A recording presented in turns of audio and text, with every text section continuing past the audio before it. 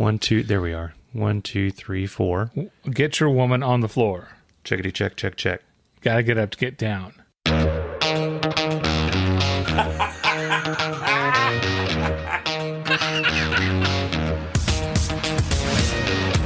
Welcome to Irritable Dad Syndrome, the podcast that has a different open every single week. Here are your hosts, Mike and Darin. Hey everybody, I'm Darin. I'm Mike. Welcome to Irritable Dad Syndrome, episode 62.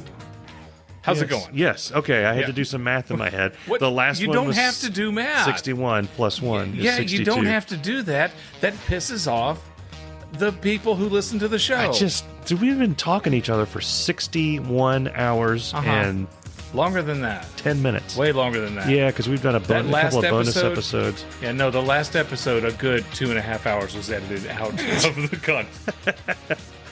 And we're back on the streams for this one. We've got a video going. So hi to the two people watching.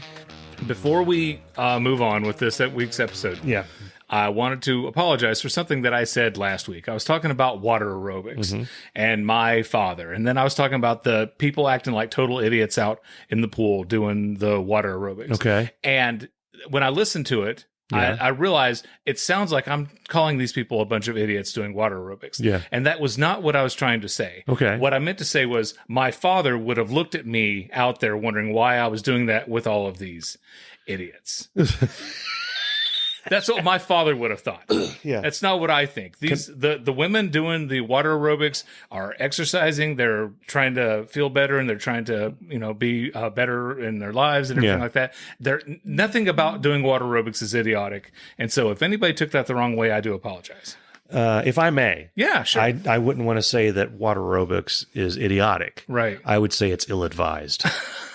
Well, for me, I would drown. Damn near killed me. Then one other thing that I wanted to mention. Okay.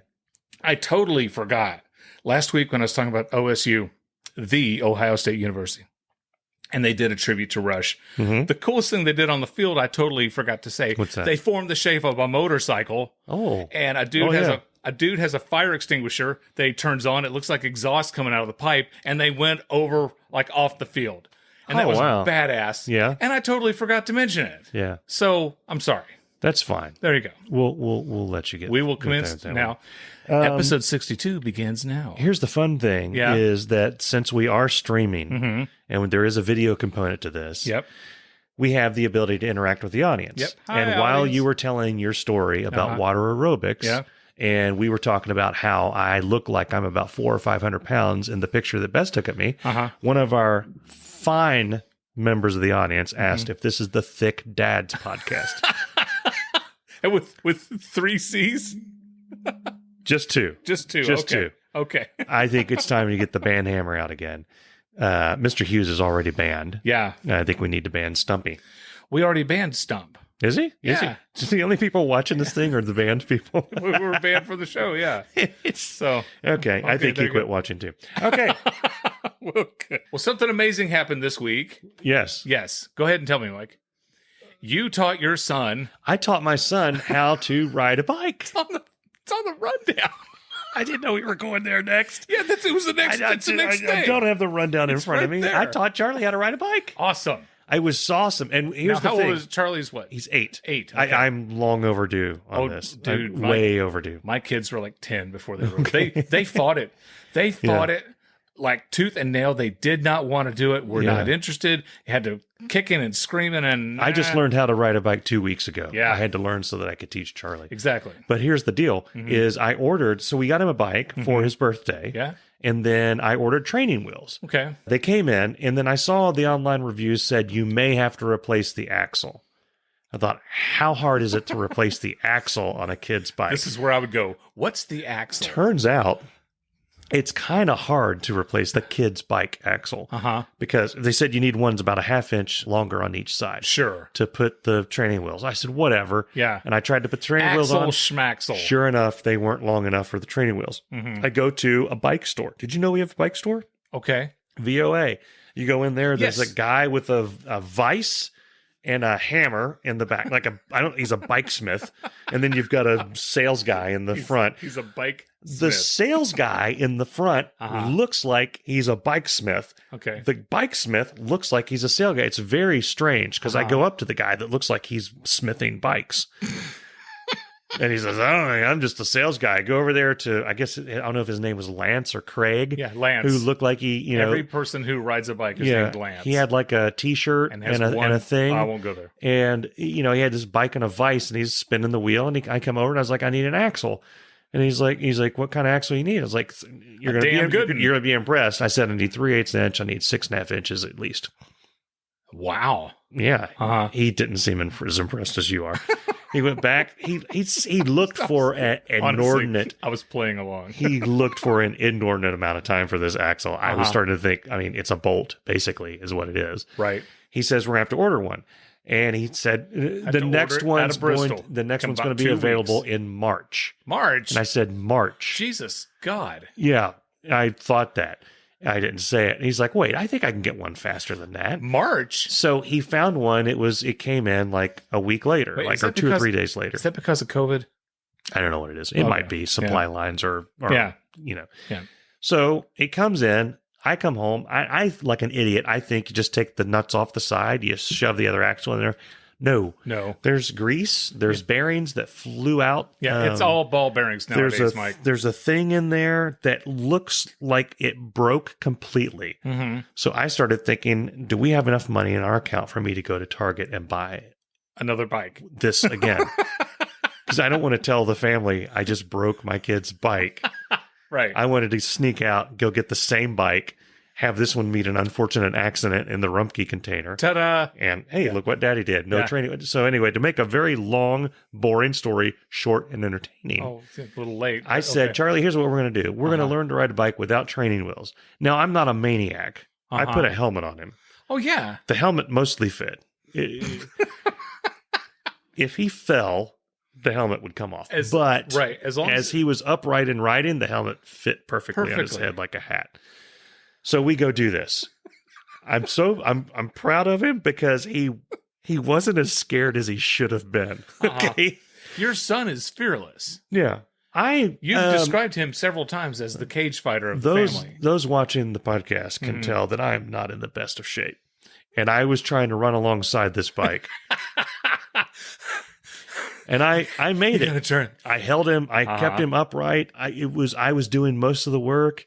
And then we do it some more, and I'm doing like 90% and then 80%, and then get to the point where I'm letting go, and he's doing it himself. Without training wheels. And finally, he's going up and down the parking lot. He learned how to turn. Oh, my goodness. There was one scary moment where he was riding like towards an oncoming car. Okay. It was partially my fault because I told him, go this way. Go in the street, dude. And normal people would have seen that there were arrows pointing the opposite way that I was telling him to go. Arrows. I didn't see arrows like car traffic go this way and I'm having him go the other way. A reasonable person would assume that those arrows are for cars to go that way. Right. And that's what it was. And I send my 8-year-old on a bike going the other way. You just used reasonable person and you in the same sense. Yeah. I did. Okay. The point is he's alive and he can ride a bike. Now, that's awesome. He still has a little bit of trouble getting started. Who doesn't? Yeah. I can't. I was showing him how easy it was, and I almost broke my neck. I fell.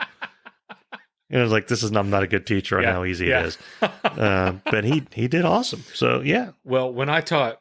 Parent achievement. Yeah, very good. Very awesome. So when I taught Jacob how to ride his bike, we would go for a little bit on the training wheels, and he would stop. He says, "Hey, Dad, look at that. I want to pick that flower," which isn't a flower, it's a clover. "I want to pick that for Mommy. Hold on one second." And he's like, "Dude, get back on the... No, I want to... Oh, what's that over there in the trees?" Yeah. And, wow, check that. "Hey, can we walk over there?" And say, "Jacob, get on the bike. Yeah. We're going to..." You know. And so he just kept trying to get distracted and do and something. Eventually, finally, he learned how to ride his bike. Yeah. And then, Cameron comes along a few years later. Same thing. Does not want to do it. Cameron would get on the bike. He'd go half an inch, maybe an inch, and he'd slam on the brakes. I'm like, you did. And it's like, you're trying to be positive and optimistic. And you did really good, buddy, that whole inch. Let's try and go 2 inches. 2 inches. Inch and a half. Meet me halfway. And he would go and slam on the brakes and go and slam on the... Yeah. And I'm like, okay, listen, buddy. Yeah. You can't ride a bike if you don't stopping the bike. I don't know what else. They require continual forward motion. It's not going because you keep stopping. And eventually he learned to ride the bike. Well, you know how they say you never forget to ride a bike, but there's a weird thing with riding a bike. Mm-hmm. You go from this is completely alien and can't work to an expert. Hey, check out what I'm doing. It's like what happened? I was like, what happened? Well, hey, what happened? It's like, hey, what happened? All of a sudden, you're like, you can barely do anything, and then you're a BMX bandit. Do they still call people that? Yes, they do. Radical. Especially those who get gnarly bitching. Yeah. I'm surprised either kid still rides their bike, because a few years ago when we were on vacation, and I think I told this story on the podcast, but Libby had rented one of those double bikes. Okay, because this is before Cameron.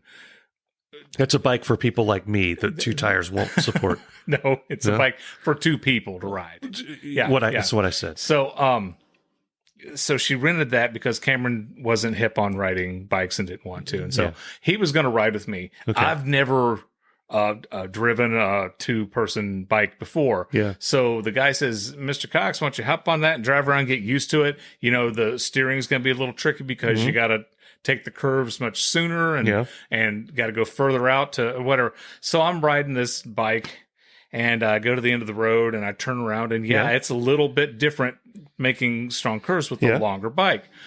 And it's an electronic bike. Okay. So it has some power to it. Okay. It doesn't like post to Twitter while you're riding. No, it does not. No. And it won't emit a small shock, but still it has its own power, so you don't have to pedal so far. Anyway, I get to where everybody is, and at the heat of the moment, whatever, I hit the brake and the gas at the same time, and went right into a wall, went down. I'm on this bike less than a minute. Yeah. Okay. Yeah. And, sorry. Yeah. Just put that anywhere. I hit my sword. It's later. And I wiped out and I hit. And when I went down, the bicycle pedal had like some metal type of claws on it, so that when your shoes are on it, they. Oh yeah. Anyway, it scratched up my leg big time. Yeah. And I'm bleeding profusely. And I went to a clinic and I thought for sure that I was going to get stitches. And said they just taped it up. Yeah. But hey, it was the second day we were at the beach. Yeah. And now I've got this massive leg wound. Yeah. I can't go at the beach. I can't go in the pool. Yeah. Happy vacation, Dad. I'm just standing on the side of the beach. Hey, kids, how's the pool? Is the water cool enough for you? Yeah. I'll just stand over here. This portion of Irritable Dad Syndrome is brought to you by Diff Liquid Concentrated Wallpaper Stripper. With its unique enzyme action, Diff dissolves old paste and cuts wallpaper removal time in half. That's right, half. Imagine all the free time you'll have after stripping wallpaper with Diff. Hell, you could take a walk, go to a movie, or shoot pool with your old buddy that just got out of prison. Your options are unlimited with Diff. Oh, and did I mention that no steamer is needed? It may sound crazy, but it's true. No steamer is needed when removing wallpaper with Diff. Diff is the only one that really works. Look for Diff wherever quality wallpaper stripper is sold. Diff, the official wallpaper stripper of the 2021 Summer Olympic Games.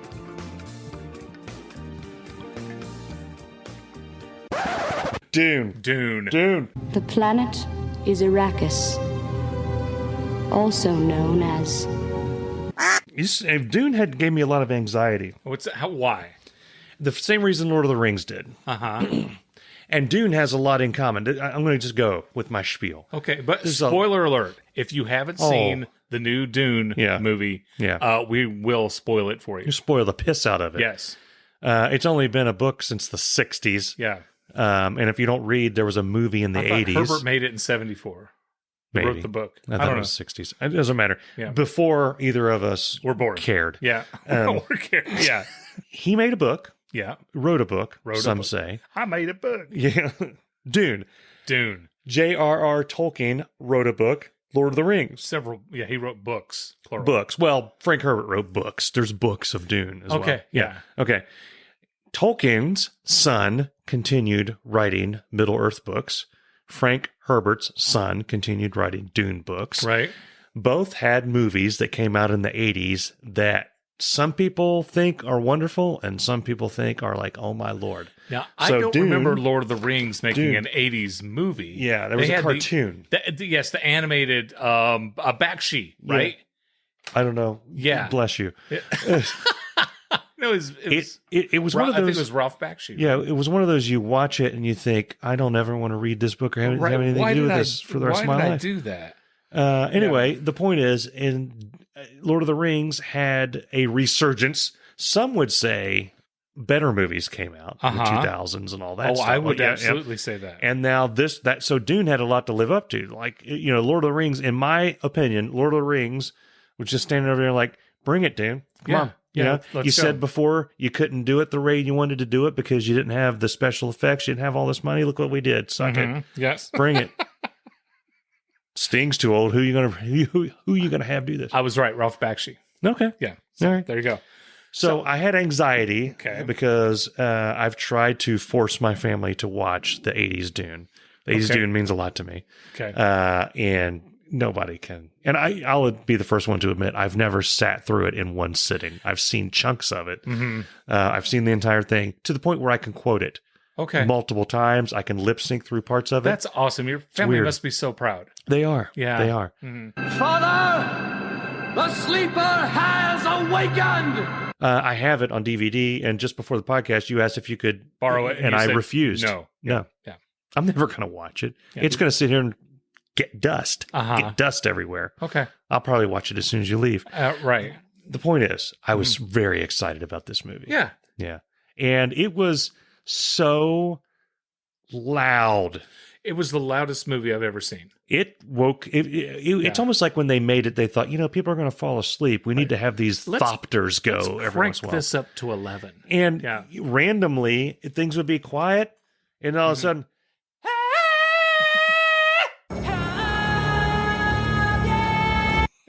Thank you, Mike. Yeah. I thought we were under attack. You refused to see this. No, I refused to see the movie with you because you were going to throw a fit about whatever. Yeah. This is what was confusing for me because right when it's just as loud as can possibly be and everybody's shooting each other and explosions and whatever you hear. It's like, why is she whispering? I don't remember the whispering. Paul Dune, the main character, Paul Dune, his mother starts whispering. Mama Dune. Yeah. I couldn't understand a thing she was saying. I don't remember her whispering. Okay, and it's not the voice. It's not the get over there. Throw him at the thing. Right. Get the knife. Right. Cut his balls off. That stuff, Right. No, she's like whispering. I can't. It's like, can you turn on the subtitles, please? Can I tell you something? I wanted subtitles so bad. I loved so much the way they did the voice in this one. Yeah. And the thing I loved the most, it's a small thing. If you saw the original Dune, even the most ardent defender of the 80s movie Dune, squirms a little bit in their seat when they start whispering what they're thinking because it's weird. Yeah. You have Kyle MacLachlan staring, and then you have it like, I wonder if he's looking at my butt. It's like, I don't want to hear what you're thinking. Right. Hey, I think he is. I think he's looking at me. Yeah, well, yeah. Where'd I leave my knife? I think I left it over there. Exactly. I mean, they're saying things like, whatever. Yeah. The Ben Gesserit lady would look at him. Maybe he is the Kwisatz Haderach. Now, which one was the Ben Gesserit? Those are the ladies with the black stuff. Okay. And his mom is a Ben Gesserit. Paul Dune's Mamaw. Paul Dune's. Yeah. Okay. Now, Paul Dune's Mamaw. Stellan Skarsgård. So they can see the future and they can see stuff and they can read minds. Right. That's their whole thing. Yeah. Who was the enormous fat bald dude? Me. No, in the movie. His name is escaping me. The character's name is escaping me. The Baron Vladimir. Yeah. They said Harkonnen, but it's Harkonnen. Get off your thing. Yeah. I thought they reincarnated Marlon Brando. I knew you were going to go there. I mean, he looked, he sounded, it was like everything. Did you expect when he came out of the oil that he was going to say, the horror? The horror. I mean, because just a couple weeks ago, I had watched the Val Kilmer documentary, and there were clips of Marlon Brando from The Island of Dr. Moreau, where he was just that fat, like 412 pounds, just like Stellan Skarsgård was, if that's how you pronounce the guy's name. Anyway, I thought that was Marlon Brando. And I looked over at Libby and I said, is that Marlon Brando? And she's like, what? No idea what I was talking about. So that went over like a lead pipe. But it was a badass movie. I really liked it. I love how they made the Harkonnens brutal. I mean, the original movie, I love the original movie, but they look kind of goofy. If you look at the Beast Raban, who is played by Drax in this one. Yes, Dave Bautista. Yeah. And the original one, I mean, I don't know if there's a picture of him on the back of this. He looks like a goofball. Yeah. Dave Bautista does not look like a goofball. I mean, it was like a nerd explosion. You got Poe Dameron, Poe for the yogurt guy from Star Wars in it. Then you got Drax and Aquaman. Aquaman. And you got MJ from Spider-Man. Who really? Yeah. Who was that? Chandy. Channing Tatum? The chick. Channing Tatum. No, not Channing Tatum. The girl with the blue eyes and the curly hair. Muad'Dib lady. Yeah. That's MJ from Spider-Man. The one where they said, turn around and say this is only the beginning to let people know that, there's not a riot. Yeah. Like at the end of Fellowship of the Ring. Exactly. When Sam and Frodo are like, well, there's where we got to go. And then it's over. And there's a bunch of idiots, including me, like, what the butt? Yeah. Then you got that is the lady. Duncan Coco, or what's his face, is Aquaman. No Country for Old Men. Yeah, Javier Bardem. And he even he doesn't have the air gun, does he? No, he doesn't. No, he does not have an air gun. Yeah, but he's pretty cool. Yeah. There were other people in the movie. Yeah, there's like Thanos. Thanos. I told the kids, I'm like, Thanos is in it, and they're like, which one was Thanos? Yeah, and I'm trying to explain because Thanos dies early on in this movie. I know. So I did spoiler alert. I did a dad laugh in the movie. One of these like I did one of those, and it was something from the trailer. But I love the line so much where Poe Dameron says, "Smile, Gurney." I am smiling. I just did a dad cackle. I couldn't help it. Nice. Couldn't help it. Yeah. But no, it was a good movie. Man's an American treasure. He is. Thanos. Thanos. All hail Thanos. Yeah. A toes. Actually, he was in No Country for Old Men too. I wonder if they talked about that. Like they had a beer at the worm tent. And talked about being in Thanos. He was in the Goonies. Yeah, he was. Thanos was in the Goonies. Yeah. It blows my mind. Anyway, so if you haven't seen Dune yet, we just spoiled it for you. Yeah, bring earplugs. My God. My grandmother, she would tell people at the movie theater all the time, she would go out into the lobby, you turn that down. I could just hear Nana telling them, bitching, turn that music down. I usually love it when that's why I go to the movies. And they had the Thopters were shaking the seats. They had that thing going. Yeah. But I usually love that stuff. But there was a few points where I'm like, enough. Honest to God, we went to the theater where we always go down in Hamilton. Yeah. That place was rocking. I'm like, this isn't even a Dolby theater. We were in the Dolby. Yeah. It was as loud as you could have imagined. So we quit going to the IMAX because... Well, one, it's $175 for a family of four. Well, and it makes you. I have flashbacks. We went and we saw something, one of the Avengers movies in the IMAX, and I had flashbacks. It was so loud. It was so loud. It was like they were putting off firecrackers in my ear canal the entire time. Like I had ear pain at the end of it. Mm-hmm. And then we went to Dolby a few times. It was like okay, but this one blew me away. Yeah, and the lady with thing, I just stop doing it. Just turn it. Yeah, put some reins on that. Yeah. So anyway, the next part's going to come out at some point. Yeah. And the thing that I didn't want you to text me about, the green eyes thing didn't happen. The green eyes, blue eye thing. Yeah. Because I kept telling Libby, it's like Mike won't stop losing his mind over someone changing their eyes to green and me going, hey, how come his eyes are green? And it never happened. And we get in the parking lot and Libby's like, nobody's eyes turn green. I'm like, I know. No, they turn blue. See, you didn't even understand the thing that nobody's eyes were green, period. His eyes are green. Paul Dune's eyes are green. When?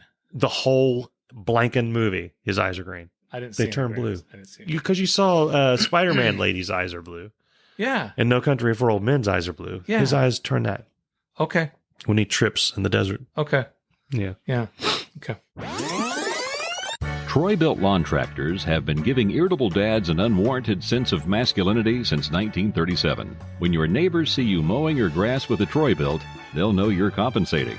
But who cares? With a high-performing Kohler engine and a hydrostatic transmission, your Troy-Bilt will beat most neighbors in a childish lawnmower drag race.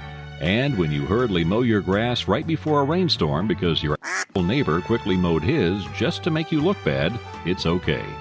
Make your lawn look less embarrassing with Troy-Bilt. Before the movie, like you, I was complaining that they showed a trailer for Scream. That's ridiculous. It's a PG-13 movie. Yeah. Dune. Sci-fi. And so let's show a horror film. A very stabby horror film. Yeah. And let's show all the stabbies. Like they showed every stabbing. Let's show the dude with the mask sneak up over and over and over and over again. Yeah. And let's show him bring the knife up and swing it. Yeah. And then you go to another scene, but you keep the in there. Yeah. Just and the screaming and all that stuff. It's like, okay, that's nice. Yeah. Yeah. I don't know why they did that. No. Charlie couldn't sleep that night because he kept thinking about that trailer. I'm like, it was annoying. Yeah. It reminds me, I took Andrew to see The Hobbit, one of the Hobbit movies, and they had a 300 trailer, like the sequel to 300, and it was, was it 301? 301 Spartans. Yeah. They were all spotted. That's terrible. 301 Electric Boogaloo. That should end this podcast right there. This should make it. Thank you. Good night, everybody. Thank you. Yeah, we'll there you go. But no, and I complained about. I was the dude that complained. I was like, I don't know why. I mean, because we ended up leaving because of a Spider-Man. He says it was a different movie. I remember him saying he wanted to leave when it was Spider-Man. So anyway, but like a good dad, I raced home, threw him in the living room, yelled out to Bess, "Here's your kid," and then I rushed back to the movie in time to see the beginning of the next showing by myself. Of Dune? No. Oh, Spider-Man. No, The Hobbit. The Hobbit. Okay. Back in the day. Here's your kid. Here's your kid. Here's our kid. I wasn't a complete jerk. I tell you, I was in a car wreck. We were in a car wreck on our way to see the first Hobbit. No. Yeah. And at the stoplight up here by the UDF, all our listeners will know exactly where that is. Yeah, sure, on the corner of. You know, I'm talking about how excited I am for the Hobbit, and a lady just rammed me in the back, and I'm like, oh my god, because we were late to get there. Yeah, because I wanted to get one of those Hobbit drinks, and now you're going to miss the movie. Yeah, yeah. So I got out and I just said, "There's no thing here. There's no damage. I don't care. Do you want to do insurance or what? You don't look like you have any damage." And she was like, this young girl. She's like, "Well, I don't guess we had it good. Why don't you write a check for $150? I do remember. And I'll go. I do remember saying, "Do you need to call the cop? I mean, do we need a cop? Do we need a police report? This is fine. This is fine. Right. Let's just go. Let's call it a day." Right. I stopped short of saying, "I got to go see Frodo," or I'm sorry, Bilbo go on his amazing journey. I don't have time for this because we had the kids taken care of. Everything was in place. Molly was dealt with. Yeah, everybody was dealt with, and I had a 2-hour that. window, and then some jackwad is in a rush to get to whatever she was going to, rams my Hobbit going, but no, you're not screwing that up.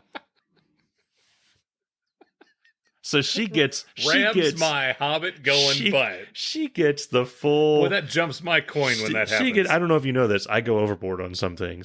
She gets me jumping out of the car, the bald guy with, I think I had a Hobbit t-shirt on, saying, "This is fine. We're fine. You're good. I'm good. We're good." Yeah, that's fine. She should be happy that you didn't have any ice cream sandwiches in the car. Because then all hell would have broke loose. You know, the reason I paused there is because I had a moment of, I was thinking, man, that would be an idea to just bring some ice cream sandwiches to the movie. Yeah. I have one more thing to say about Dune. Okay.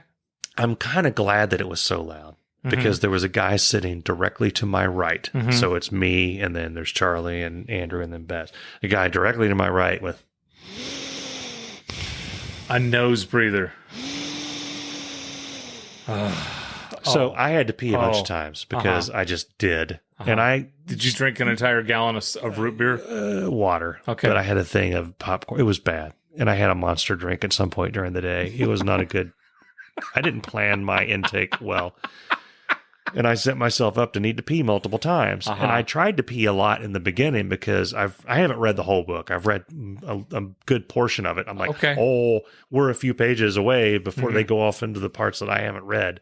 So I'm trying to get all my peeing done. And then I just couldn't help it. And I was like, I'm going to hold it. I'm going to hold it till the end of the movie. And then there'd be a quiet part.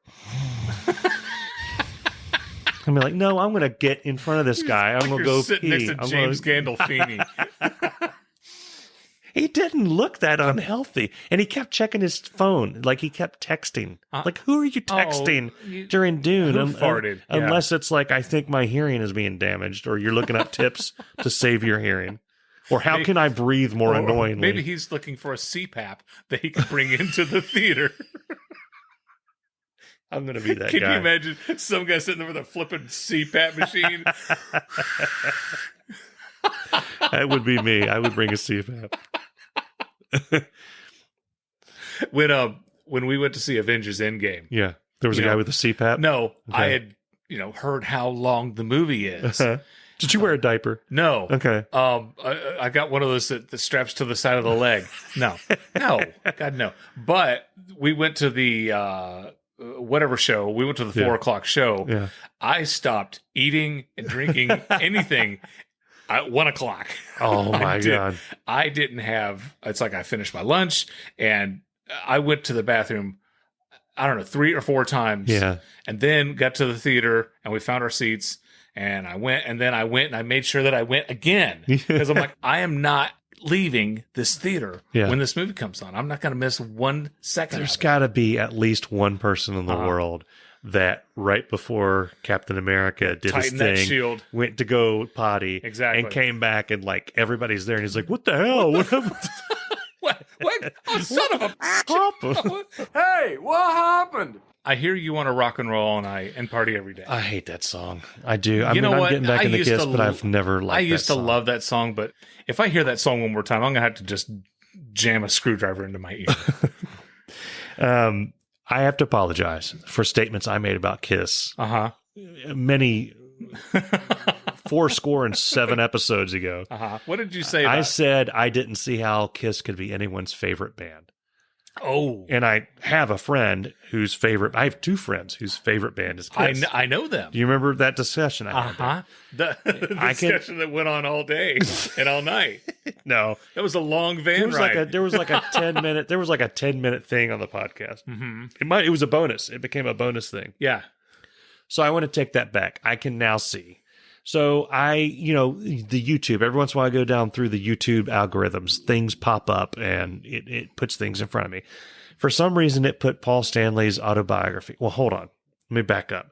It started putting what Paul Stanley really thinks of Ace Frehley. I was like, oh, here's some juicy drama. Great. Yeah. So I listened to that. And then I listened to what Gene Simmons thinks about Ace Frehley. And then what they think about Peter Criss. And then what Peter Criss thinks of them. Eric Carr, by the way, there was an episode of Donahue where Peter Criss was on there because there was a mistaken identity. I remember that. That thing. I remember that. And there's all these things. And then that all led to Paul Stanley's autobiography. And I'm like, I'm going to start listening to this from the beginning. And I started listening from the beginning. It's fascinating. Yeah. They need to make a biopic. They need to do like a Bohemian Rhapsody type movie. Kiss. Oh, that would be awesome. They had there's so much stuff in the beginning, like growing up, at least in Paul Stanley's side. I haven't read or heard the Gene Simmons. That's after this one. Of how they grew up and all these things. And then the struggling band in New York, like the first 5 albums, all the money they made, they put right back into the thing. Yep. How they came up with the makeup and the stuff. And, and they go back and forth between just being like, it seems like absolute desperate for anyone to hear anything, and then all of a sudden they start to become it's just a fascinating story. And then on top of that, you got all this drama that brought me back into it, of where they can't stand clear. It seems like at one point, I want to pull Paul Stanley and Gene, so just call up Gene and Paul, like, at some point you had to have liked these guys. Yeah. I mean, you were in a band with them for a bit, and there is a portion they pulled out all the spicy bits on the YouTube videos. But if you listen to the actual autobiography, which is on YouTube, by the way, they do pepper in like, well, he was an amazing guitar player, and Peter Criss was good at Ace was amazing in the band until he just became unreliable. Yeah, he just kept showing up late and not showing up. And then, Ace got really into the drugs. Yeah. So then, really bad, hard into the drugs. So then I come back to listening to, I was like, I got Spotify right there. So I go back and listen to any Kiss, whatever. So I'm listening to the song after he just talked about it. It puts it in a new light. Everything's in a new perspective for me. So I'm like getting into it, and I'm like, am I too old for that? Is it too old? Am I too old to get into Kiss? Okay. I know they're in their 90s now. 95 is Gene, and Paul is 93. I mean, I just saw them Tommy on their... Thayer, the Ace Frehley impersonator, is 34. Forever. I thought there was a speech impediment. That it was Tommy Thayer, and they were just saying Thayer. Thayer. Yeah, I don't know if you ever heard Paul talk, but he has kind of a thing. He does. Come on, people. That thing. Yeah. But like, so I saw them on the End of the Road tour. I've seen it because they're a couple of my friends' favorite band. I've seen them like 4 or 5 times through the course of my life at various stages. And I never really appreciated it. And then the End of the Road, I was in full blown. This is probably the last time I'll ever see this band. This is, in theory, their last tour. Hopefully, the past 3 tours have been their last tour.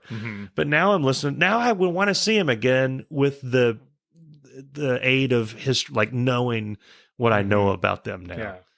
So I'm getting into Kiss. The next time I'm going to be like 53, coming to an Halloween party with the demon paint on my face and stuff. I'll be the Star Child. Yeah. No, you asked, am I too old to start getting into Kiss? And you're never too old to start getting into any type of music. Yeah. But I would recommend that you don't go any further than in their album lineup than probably I Love It Loud. Okay, that was the first album. Well, I like Revenge. I like Kiss Revenge because fans. My buddy I take it back, Kiss and Revenge. I'm going to piss off all these Kiss fans because I like Psycho Circus. I'll say it. No, you did not. I did. You did. I like portions of it. You didn't. I did. You didn't. I did. Lick It Up was awesome. Bless you. Yeah. Lick It Up is a great song. Heaven's on Fire was a great song. Crazy Nights. Yeah. It's got like 3 lines. Yeah. But they're true. great. They just keep saying crazy, crazy, crazy nights for 5 minutes, but it's awesome. Yeah. That was the first tour I saw them, was the Crazy Nights tour. Yeah. Mm-hmm. Okay. So no makeup. No. Yeah. The first time I saw them was with no makeup. They had Bruce Kulick as their guitarist and Eric Carr as a drummer. Eric Carr was a phenomenal drummer. Yeah. He's incredible. And then I saw that tour. I saw Hot in the Shade 3 times. Yeah. That tour, we saw him in Johnson City. We went to Roanoke. Yeah. And then Murfreesboro. So we went, and it's the same set. They didn't mix it up. By the 3rd time, we're like, why did we see them 3 times on this tour? So one of my buddies that's a huge Kiss fan points out that one of the things that draws him to them is because there's all this stuff about him. Like he dives into things full tilt. Like he dove into Walking Dead, so he saw like all those things. We got him into the Marvel movies, so he's like gone all. He's seen more of that stuff than I have at this point.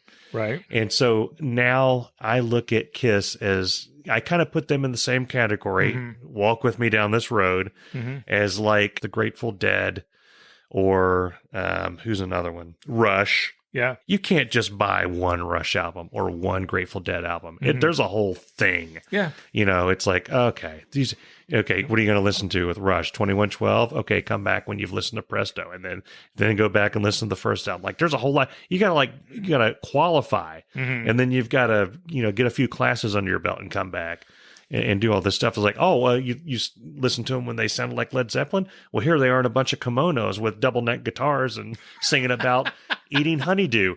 I'll see you in a couple of years when you get done with that. And now here they are singing about technical stuff. Yeah, the song about the trees kind of lost me. But no, Kiss is kind of the same way. It's like, what do you like? Their early stuff sounds almost like rockabilly. Almost like, it's got like this thing to it. It does. Does. No. To me, it does. It does not. Did I ever tell you that my babysitter, Christy Nunez? Maybe I said rockabilly and I meant something else. It sounds like old rock and roll. Yeah. Our babysitter came over. She brought all her albums. Yeah. And she would go over all these Kiss albums with us. And I don't remember how old I was. Yeah. What do you mean go over? Like, she would this is the devil, and he's the space child, and he's a cat. Yeah. And we're like, that's the coolest thing we've ever. And she'd play them for us. And Mom and Dad would come home and we're like, we really love listening to Kiss. And Yeah. my dad's like, what the hell's going on here? Yeah. You know, they did what? And then, so from that point on. Dad, it's Knights in Satan service. Exactly. Yeah, yes. Exactly. It's got the Nazi SS. We love Kiss. We love Kiss. Yeah. And, you know, whenever they would come on the TV, you know, we'd watch them. You wanted the best. You got the best. Yeah.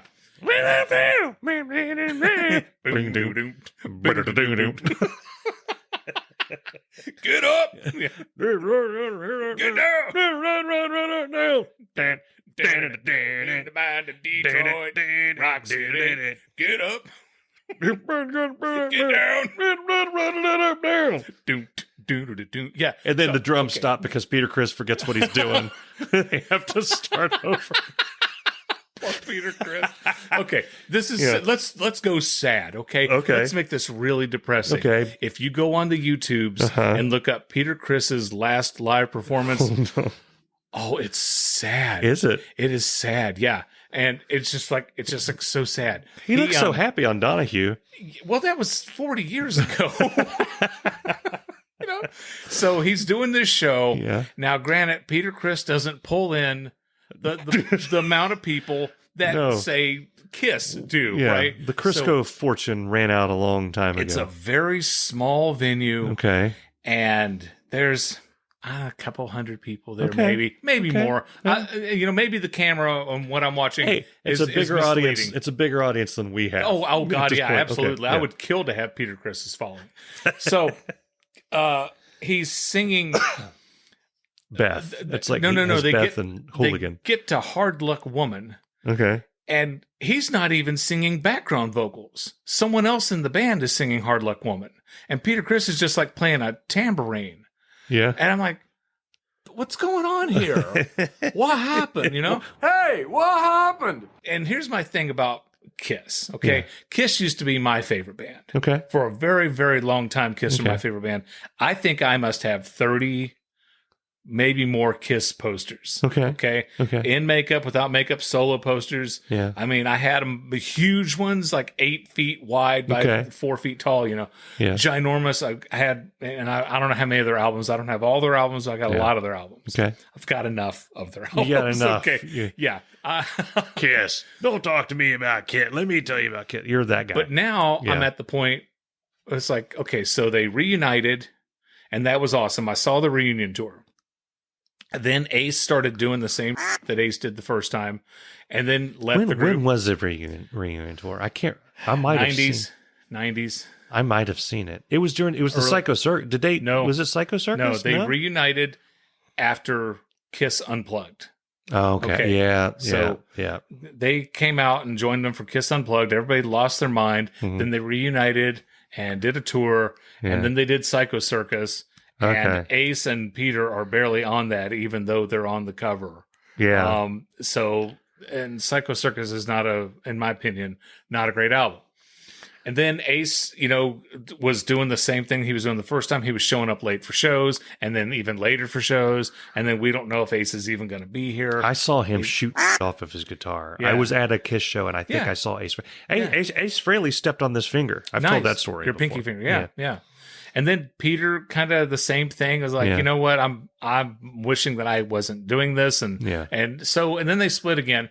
Well, they replaced them, and Eric Singer came back because Eric Singer was the guy who replaced Eric Carr. Okay. And so they're like, hey, you know what? This makeup thing, this reunion thing is going really good.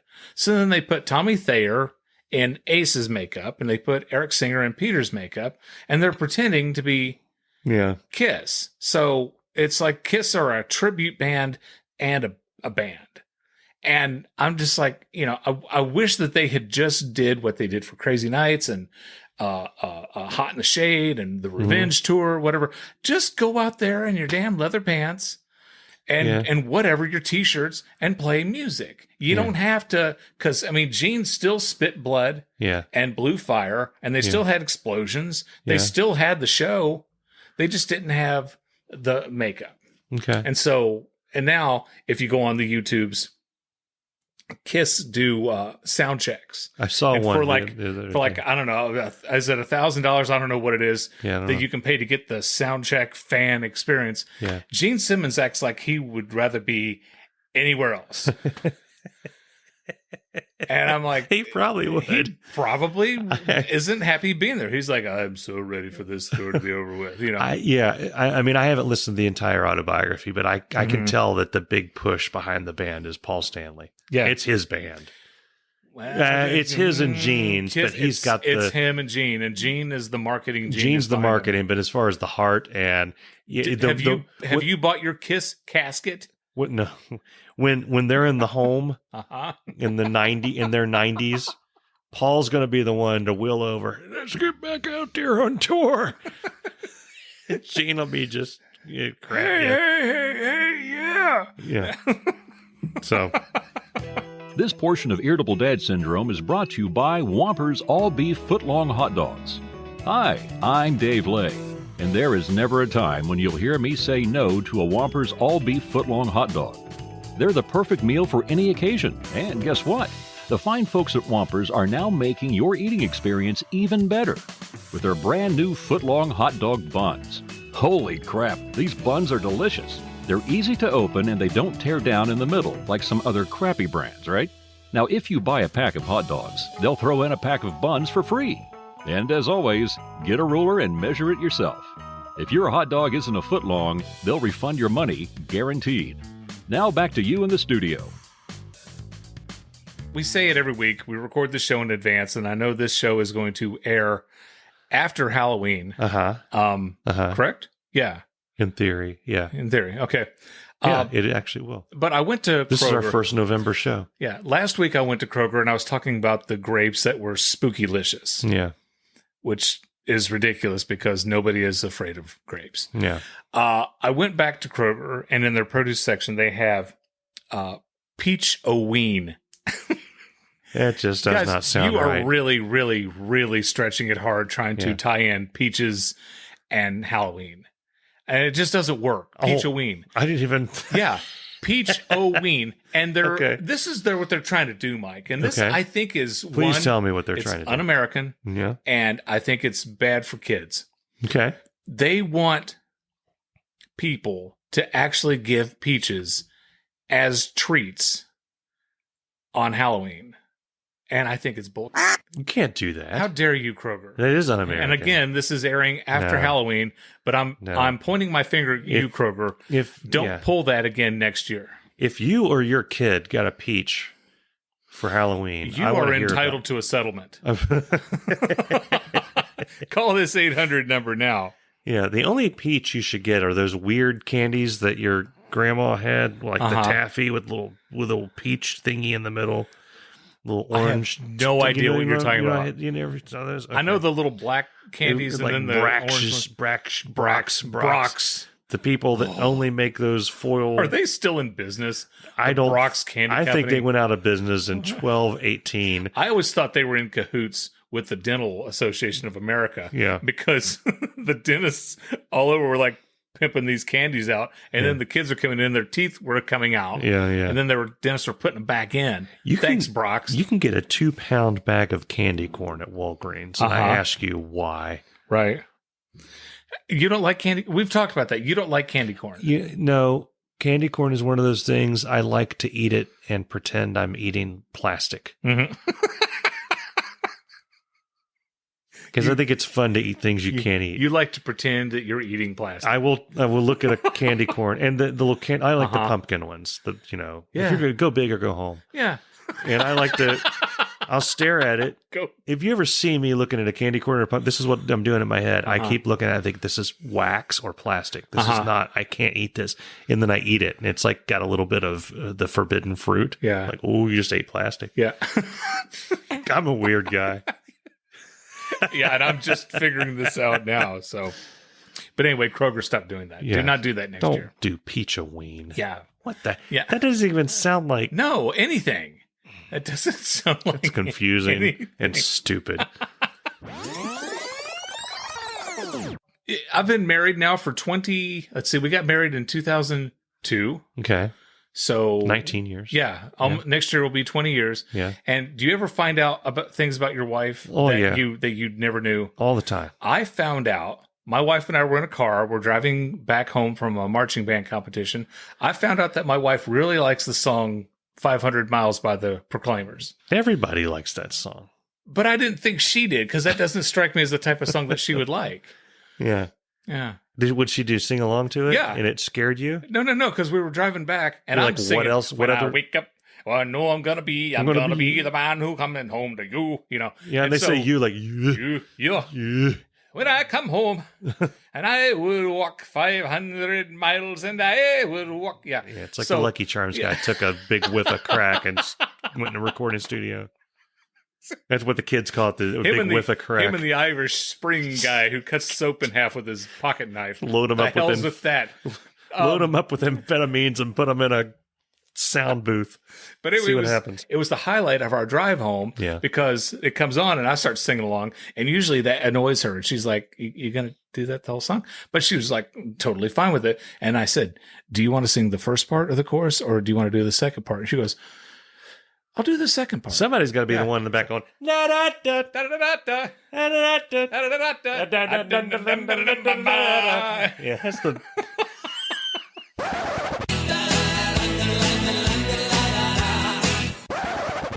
And I would walk 500 miles, and I would walk. Yeah. I'll make a snowmobile and zoom away. Frosted Lucky Charms. They're magically delicious. Yeah. And she's having a blast. Yeah. And it was awesome. Yeah. But I had get your bangers and mash and your Guinness and roll tide, bro. I had no idea. So Ireland's exports are Irish Spring, potatoes. Lucky Charms. Yes. You too. That one song by the Proclaimers. Van Morrison. And you too. And Van Morrison. And Van Morrison. And do you like Van Morrison? I'm sure wait, he did, is he the one that did Brown Eyed Girl, Into the Mystic? I don't care about that. Yeah. He sang Comfortably Numb. With Pink Floyd. Yeah. That was with badass. Roger Waters. Okay. Yeah. Yeah. It was badass though. Yeah. I like that. Yeah. So, and before you weirdos write in and call in, I know it was David Gilmour in the original. I'm talking about when Roger Waters went out and did The Wall on his own. Right. Stop it, Chris Hughes. Yeah. The hell. Yeah, suck it. Dump. It happened again. Okay. You know the story about my name. People call me Derek, Daryl, Dwayne, Damon, Damien. Yeah. Darfin was the best of all time. Yeah. So Libby and I have had a lot of appointments at the bank. Okay. We've refinanced our home. Okay. That was an ordeal. Yeah. Worth it, but it took several times. It's just a pain. Yes. So we refinanced.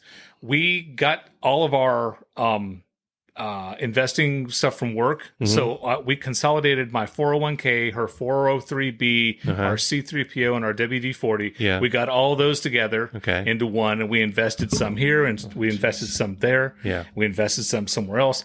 That took some stuff. We set up a home equity line of credit. Okay. That's still ongoing. Okay. So we were at the bank. Okay. Now we really enjoy these two women who we've been working with. There's Susan, and then there's Sarah, and they've been so much fun to the point where we're thinking we would like to hang out with these two after we're done giving them all of our money. Yeah. Right. Yeah. So I'm telling Sarah the story of me going to the cable place and them calling me Darfin.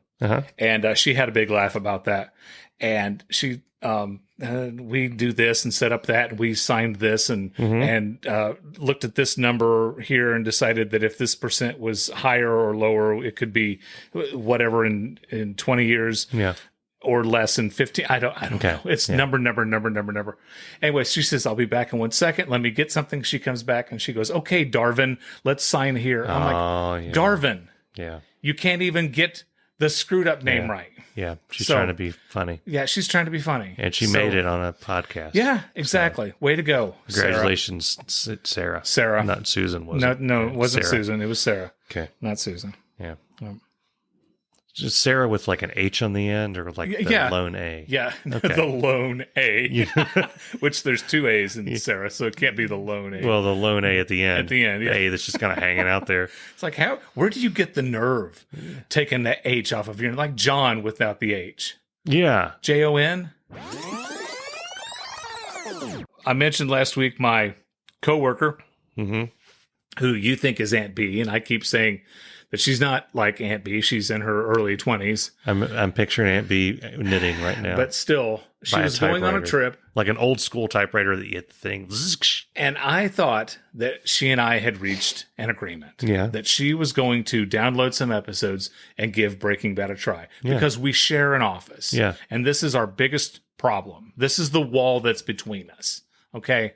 She and I, if she could get on this Breaking Bad kick, we would be so much happier working together. But you'd have something to talk about. Yeah. Besides knitting. Hey, what did you do over the weekend? Well, that's great.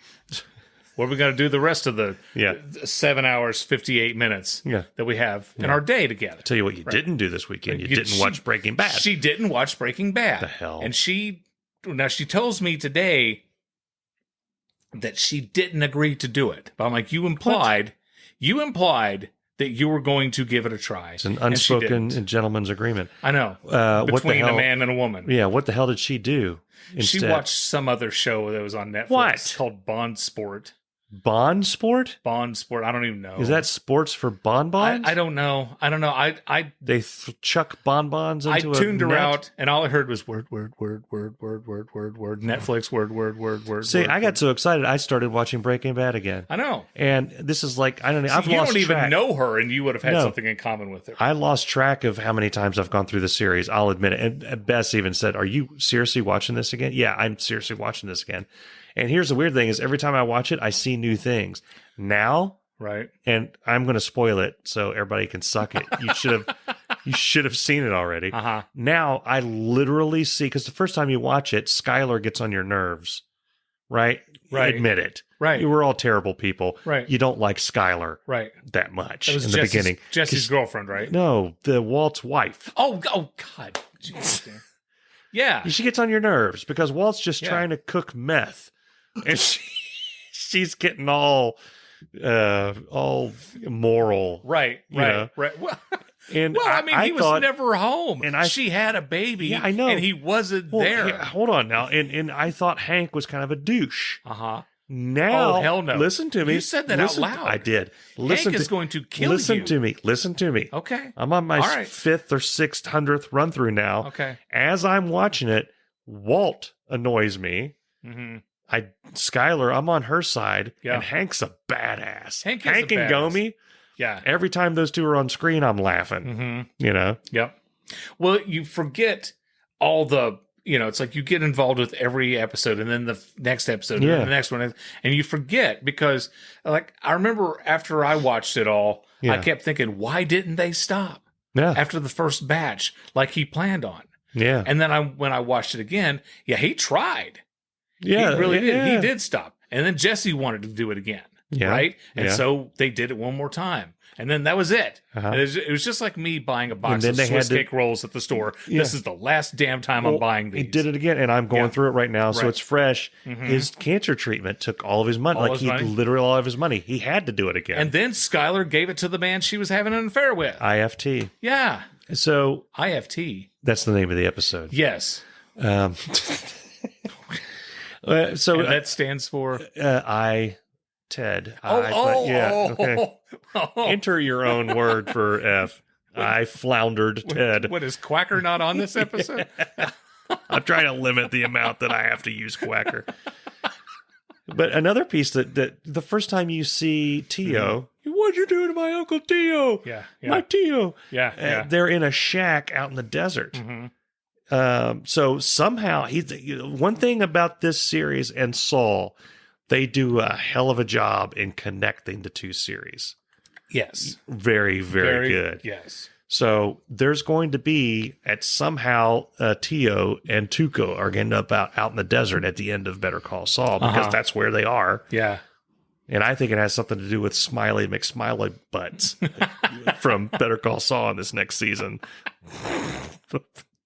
You know who I'm talking about. I don't want to spoil it, but right. Smiley Butt. Right. That you hate. Well, what kills me about Better Call Saul is that Kim is not in Breaking Bad. At all. Yeah. Not even once. So it's like, does she die? Does she go into witness protection? Does she go on a cleanse? Does she become vegan and move to Florida? She can't die because I can't. I mean, he's got a heart. I can't live in a world without Kim. Well, I can't see him going on to be Saul, continuing to be Saul if Kim died. Right. That would mess him up. But, I mean, if she's alive, how do you go for years without any contact with her? Maybe he looks her up. Maybe the black and white future. And those things Maybe they do a memento thing. Yeah. What you're saying. Oh. The past and the present meet in the oh snap! I just wrote an episode of Better Call Saul. Yeah. Yeah. Ooh. Maybe there's an episode where there's a fly in the donut place or the Cinnabon. And he thinks about Kim. He goes off to find her. Who wrote? Hey, can you get Vince Gilligan on the phone for me? Vince Gilligan. Thanks. All right. There's one last thing I want to talk about. I was in a coffee shop. I heard a quote that I could not wait to mention on the podcast. Okay. This wasn't a Starbucks. This wasn't a mainstream big shot, big name. It was just a mom and pop coffee shop. Earl's Coffee. Yeah, on the corner of Fifth and Wayne. Yeah. And I'm not big on $8 cups of coffee. So I'm looking at all the Danishes and whatever they have in the case there. Yeah. And a person squeaks past me. They're going to the bathroom. Okay. And the two bathrooms are one-seaters. So there's the men's bathroom and then there was a women's bathroom. The men's bathroom is locked and it's a dude and he's really pooping. And he's like, "Can I?" No, he's really got to go. He's like, "The men's bathroom is occupied. Is it okay if I go in the women's bathroom?" Yeah. And the lady working there says, "Yeah, sure, go ahead." And he goes in there. She says, "I hope he locks the door." You know what? It doesn't matter. Eventually, everyone's going to see your junk anyway. And I said, "What?" She goes, "Yeah, at some point, everybody sees your junk." I'm like, I don't know if that's true. I don't think that's true at all. That's true. After a while, it doesn't matter. Everybody sees your junk. Yeah, there's a lot wrong with that sentence. And so I'm starting to think, I'm like, God, how many people have seen my junk? 'Cause it's a small number of people. But eventually, everyone's going to. Yeah. So I was like... That's the first stage of hell. You walk into a room with everyone that's seen your junk, and they compare notes. But I just wanted to tell her, like, I don't think that's the case. I think there's a saying there, but I don't think you said it right. Just tell her, I think you need to work on that one a little more. Yeah. Oh, well, guys, listen, we're going to wrap up this episode. If you're curious why we haven't mentioned the Gojira concert or our trip to Cleveland and the Rock and Roll Hall of Fame, it's because it hasn't happened yet. We record this show in advance. Today is October 24th. Correct? Yeah. So 26th. Okay, whatever. If it's the 24th, it might as well be the 26th. Eventually, every day is going to be the 26th, and we're all going to see each other's junk. That's right. Yeah, that's right. So next episode, we will have a review of the Gojira concert, and we will have pictures, and we will talk about our experience at the Rock and Roll Hall of Fame, and all the fans who have come to to greet us. And hopefully, we'll both be alive. I may or may not have a tattoo or a new piercing. Hopefully, people won't see our junk. I'm thinking of running into the mosh pit. No, you're not. I am not getting your old carcass ass. I'm not asking you to rescue me. You're my ride home. I'll yell out, "Tell my kids and Bess I love them," and I'll just jump in that thing. I'll probably yell something out like, I don't know. Don't you dare. You're not doing it. Who's the Nickelback? I'll yell, "Play Nickelback," and just jump in there. Just because they'll beat you within an inch of your life. So I have a feeling that the front couple of rows will not be that rowdy. Okay. I just got a feeling. Okay, whatever. Yeah. Anyway, we want to encourage you to go to irritabledadsyndrome.com, become a patron. And Carol on our finance staff, she's still looking for money to save her children.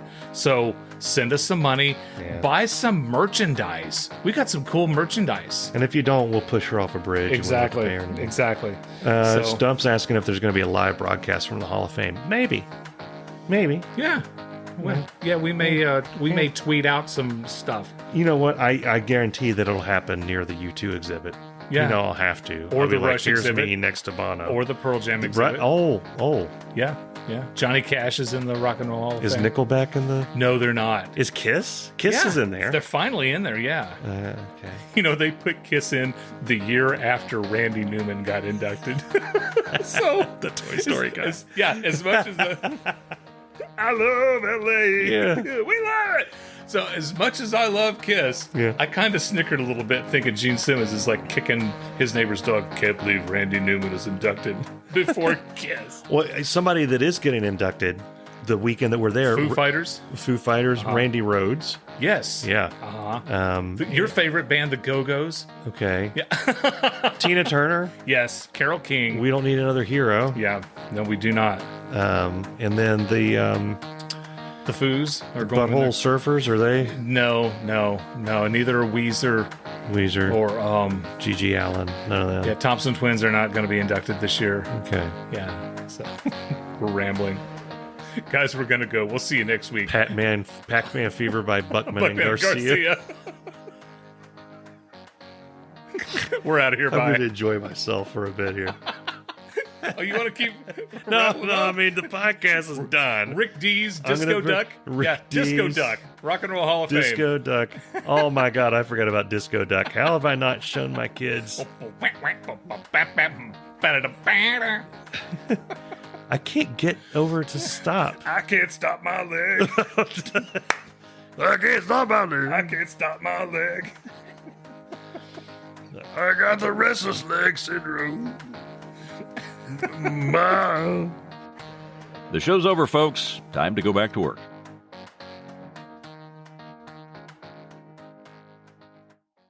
You wanted the best. You got the best. Yeah.